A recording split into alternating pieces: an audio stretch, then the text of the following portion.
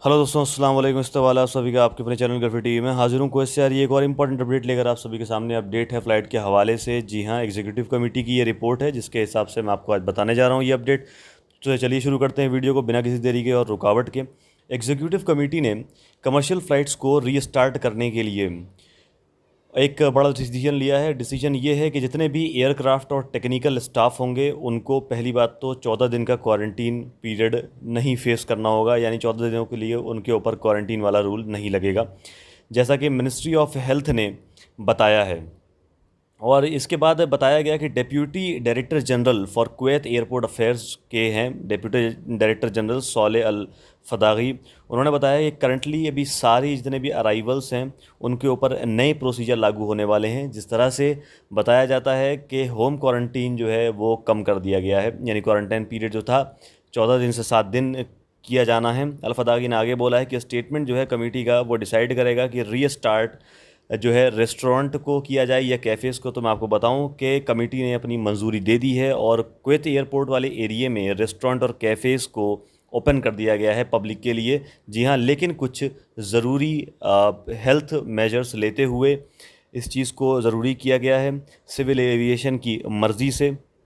जी, आगे खबर की तरफ बढ़ते हुए देखे जाए अगर, तो ट्रैवल की जो रिक्वायरमेंट है वो लगातार सरकार जो है उसके ऊपर रिव्यू कर रही है और लगातार पब्लिक की, यानी स्पेशली ट्रैवलर्स की, चाहे वो कोई आने वाले हों या कोई से जाने वाले, उन सभी को आसानी के लिए लगातार कोई ना कोई काम किया जा रहा है। हालांकि आपको बताएं कि पहले फ़ेज़ में, लॉकडाउन खुलने के पहले फ़ेज़ में 30% कमर्शियल फ़्लाइट्स को खोलने की बात की गई थी, जब तक हालांकि ऐसा बिल्कुल भी नहीं हुआ, 50 to 20% ही चल पाई थी। लेकिन मैं आपको बताऊं कि वैक्सीन एक बार, अल फदागी ने आगे बोला है कि वैक्सीन एक बार अगर अवेलेबल हो जाती है, एक वीडियो मैं वैक्सीन के ऊपर बनाया हुआ हूं तो आप उसको जाकर देख सकते हैं।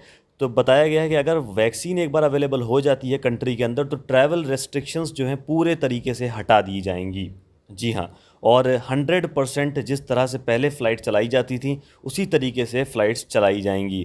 प्रपोज़ल जो है वो इसलिए दिया गया है कि ट्रैवलर्स को आने में आसानी हो, इसके ऊपर लगातार स्टडीज़ की जा रही हैं।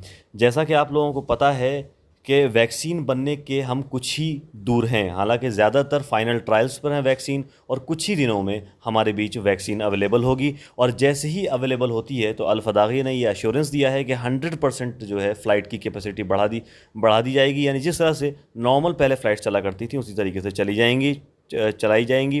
पीसीआर सर्टिफिकेट के लिए पहले 72 घंटे का वक्त था, अब 96 घंटे का वक्त कर दिया गया है ताकि ट्रैवलर्स को आसानी हो। और जो बच्चे 6 साल से कम की एज के हैं उनको पीसीआर टेस्ट नहीं करवाना, उनको एग्जम्प्ट कर दिया गया है। ये अलकबस ने रिपोर्ट दी है। इसके बाद जो है एक रिपोर्ट ये थी कि 14 दिन वाले क्वारंटीन की, तो जैसा आप लोगों को पता है कि अभी फ़िलहाल ये डिसीजन अंडर रिव्यू है और 7 दिन का होम क्वारंटीन करने की बात की जा रही है। तो दोस्तों ये थी अपडेट जिसमें ये बताया जा रहा है कि जल्द से जल्द फ़्लाइट को शुरू करने के लिए बात की जा रही है। हालांकि ये एक अपने आप में बर्डन है, कोई सरकार के लिए, कोई हुकूमत के लिए, कि फ़्लाइट्स को जितनी जल्दी शुरू किया जा सके उतना ज़्यादा बेहतर होगा। तो उम्मीद जताते हैं कि जल्द से जल्द वैक्सीन हमारे बीच में होगी और फ़्लाइट्स जो हैं फिर से 100% कैपेसिटी के साथ चल रही होंगी।